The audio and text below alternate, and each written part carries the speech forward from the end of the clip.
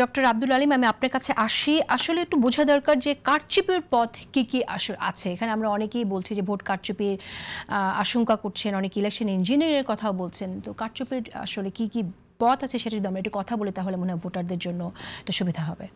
ধন্যবাদ। কারচুপি আমার কাছে মনে হয় দুইভাবে হতে পারে। একটা হচ্ছে খুব সূক্ষ্ম কারচুপি, যেটা কেউ বাইরে থেকে বুঝতে পারবে না। আপনি ধরেন যে গোপনে ব্যালট পেপার ছাপিয়ে দেওয়া হলো, অর্থাৎ ইলেকশন কমিশনের যে ব্যালট পেপার ছাপায় প্রত্যেকটা বইয়ের মধ্যে 100 করে থাকে, ওটার বাইরে অন্য কেউ ব্যালট পেপার ছাপিয়ে দিল, ছাপিয়ে কোনো না কোনোভাবে বাক্সের মধ্যে ঢুকিয়ে দিল। হ্যাঁ, ভোটাররা বা যারা পর্যবেক্ষক, যারা সাংবাদিক, কেউ বুঝতে পারলো না, কিন্তু ভোটার টার্নআউট বেড়ে গেল। এইটা একটা হতে পারে। আবার ধরেন যে আপনি যদি খুব প্রকাশ্য কারচুপি হয়, তাহলে তো আপনি ভোট কেন্দ্র দখল করে কারচুপি করা, জাল ভোট দেওয়া, আপনি একসঙ্গে ব্যালট পেপারগুলো ছিনতাই করে নিয়ে বা বাক্স ছিনতাই করে নিয়ে সেখানে এই ব্যালট পেপার ঢুকিয়ে দেওয়া, তারপরে ধরেন আপনি একজনে ভোট আরেকজন দেওয়া, এই নানাভাবে কারচুপি হতে পারে।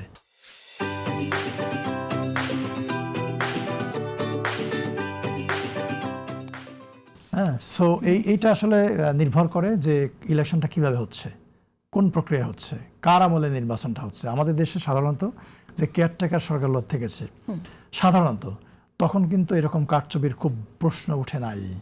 কিন্তু সাধারণত যখন দলীয় সরকার ক্ষমতা থেকেছে তখন এরকম প্রশ্নগুলো উঠেছে যে কারচুপি হয়েছে, বা যারা ক্ষমতাসীন দল তারা নানাভাবে হয় খুব সূক্ষ্মভাবে কাউকে বুঝতে না দিয়ে করেছে, অথবা নির্বাচনের দিন ভোট কেনা দখল করে করেছে, এই নানাভাবে কারচুপি হয়েছে।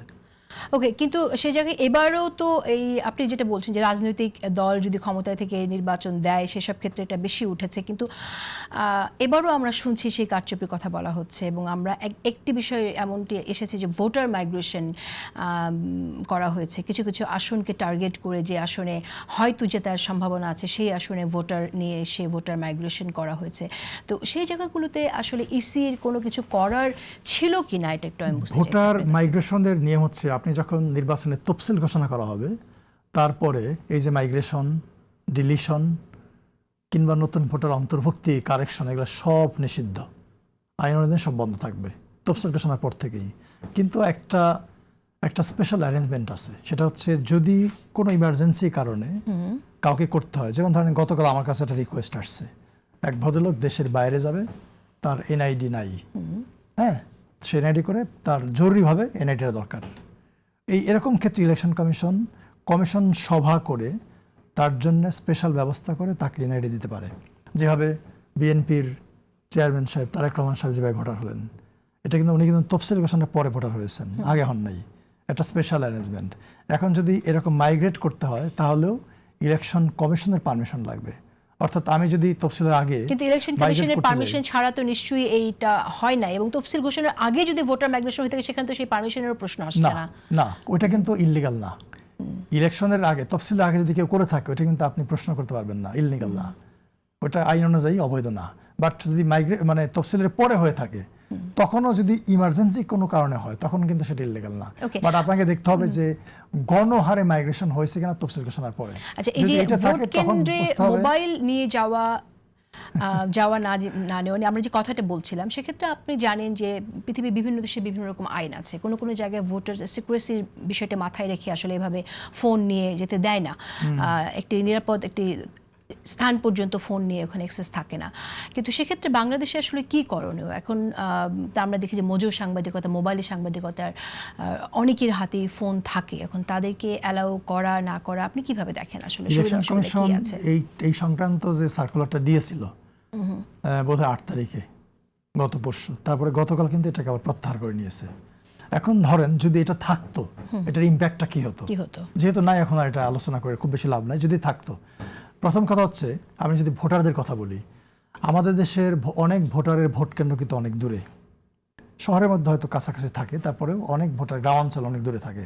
এবং একজন ভোটার তার যে বাড়ি থেকে সে ভোট কেন্দ্রে যাবে, সে চিন্তা করবে আমি কতটা নিরাপদ, রাস্তায় যদি কোনো ঘটনা ঘটে আমি কাকে জানাবো। সো আমার সঙ্গে মোবাইল ফোনটা থাকা দরকার, যাতে করি আমি আমার পরিবারের সঙ্গে যোগাযোগ করতে পারি, তার ফোনটা দরকার। এবং আপনি যদি হিল ট্র্যাক্সে যান, হিল ট্র্যাক্সে কোনো কোনো ক্ষেত্রে একজন ভোটারকে কয়েক ঘন্টা ট্রাভেল করে তার কেন্দ্রে আসতে হয়। কাউকে হয়তো রাতের বেলা আগের দিন এসে ঘুমাতে হয়, তার আত্মীয় স্বজনের কাছাকাছি তাকে, মানে কেন্দ্রের কাছাকাছি আত্মীয় স্বজনের বাড়িতে ঘুমাতে হয়। তার সঙ্গে মোবাইল ফোন থাকতেই হবে। আর আরেকটা দ্বিতীয় জিনিসটা হচ্ছে, যদি আপনি এরকমভাবে বলেন ভোটারদেরকে যে ফোন আনতে পারবেন না, তখন অনেক ভোটার কেন্দ্রেই যাবে না, অর্থাৎ নির্বাচনে যে টার্ন আউট তার উপর ইম্প্যাক্ট পড়বে। এটা একটা। আর সেকেন্ড হচ্ছে, আমাদের দেশে এখন কিন্তু মোবাইল জার্নালিস্টের সংখ্যা অনেক ব্যাপক। ইভেন কি বড় বড় যে মিডিয়া হাউস, তারা অনেক সময় সেলফোন দিয়ে এই রেকর্ড করে। যেমন আমি ওই দিন একটা বিবিসিতে ইন্টারভিউ দিলাম, ওরা সেলফোন দিয়ে একটা পুরো জিনিসটা রেকর্ড করে ফেললো।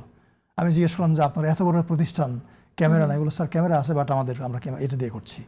তো সাংবাদিকরা কিন্তু এটার উপর ডিপেন্ডেন্ট হয়ে গেছে। হ্যাঁ, কাজেই মোবাইল ফোনটা বন্ধ করাটা যদি ওইভাবে করে থাকে, এটা ঠিক হয় না। কারণ আবার আরেকভাবে প্রশ্ন করা যায়, মোবাইল ফোন বন্ধ কিন্তু ক্যামেরা কি বন্ধ? মোবাইল ক্যামেরা কি বন্ধ?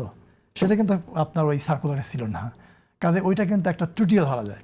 কিন্তু বড় প্রশ্ন হচ্ছে যে একজন সাংবাদিক যে কেন্দ্রে যাবে, তার কাজটা কি? শুধু তো চোখ দিয়ে দেখা না, তাকে কিছু এভিডেন্স নিতে হয়, তাই না? বাইরে ধরেন যে যারা ভোটার, তাদের লাইনটা কেমন আছে, নিরাপত্তা বাহিনীর ভূমিকাটা কেমন আছে, কেন্দ্রের ভিতর পরিবেশটা কেমন আছে, সুশৃঙ্খল আছে না বিশৃঙ্খল আছে, এই ভিডিওগুলো তাকে ধারণ করতে হয়। কাজেই যদি আপনি আপনার একটা ক্যামেরা নিয়ে যেতে পারেন, বড় ক্যামেরা, তাহলে এটা নিয়ে না যাওয়ার তো কোনো কারণ নেই। তাই সব কিছু বিবেচনা করে যেহেতু ইলেকশন কমিশন বন্ধ করে দিয়েছে, যে ওইটা এখন আগের মতো অবস্থায় নিতে পারবে।